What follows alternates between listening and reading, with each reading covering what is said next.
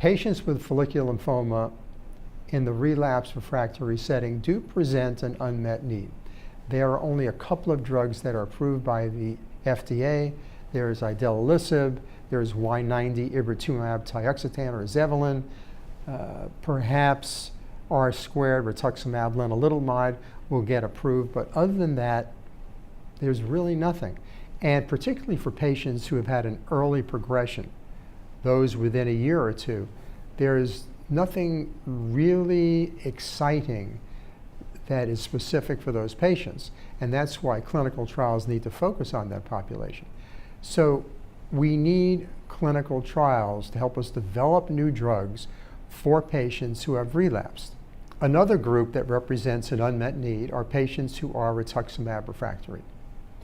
Looking at that group of patients, we conducted the Catalan trial. This was an international phase 3 randomized comparison in patients who were rituximab refractory as defined as less than a PR to their prior regimen or progressing within 6 months of a prior rituximab-based program. The schema was as follows. One arm was treated with bendamustine alone, 120 milligrams per meter squared, days 1 and 2, which is the approved dose and schedule, or bendamustine at 90 milligrams per meter squared, days 1 and 2, plus obinutuzumab at 1,000 milligrams flat dose, followed by obinutuzumab maintenance out to 2 years.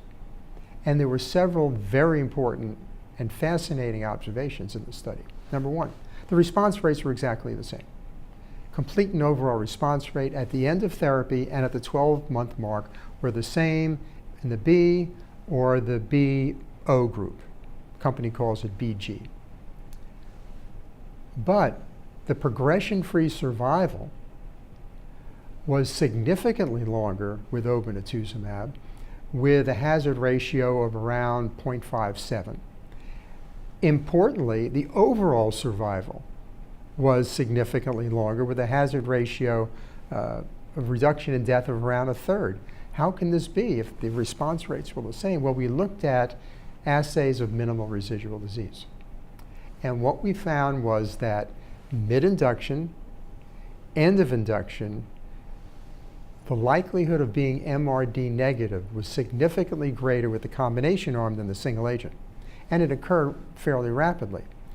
And through the maintenance phase, more patients remained MRD negative in the combination arm with maintenance than in the single agent arm.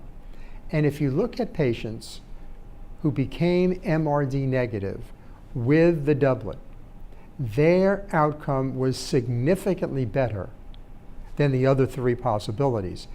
Even the combination who were MRD positive, even the bendamustine alone that was MRD negative. So it is kind of a package. You got benefit in induction, and you got benefit during the maintenance phase. And this is probably the first study to show a survival benefit for maintenance in follicular lymphoma. So it's a very important study that has improved the outcome for rituximab refractory patients, but we still have a long way to go, and we still need to develop newer and more effective drugs for these patients.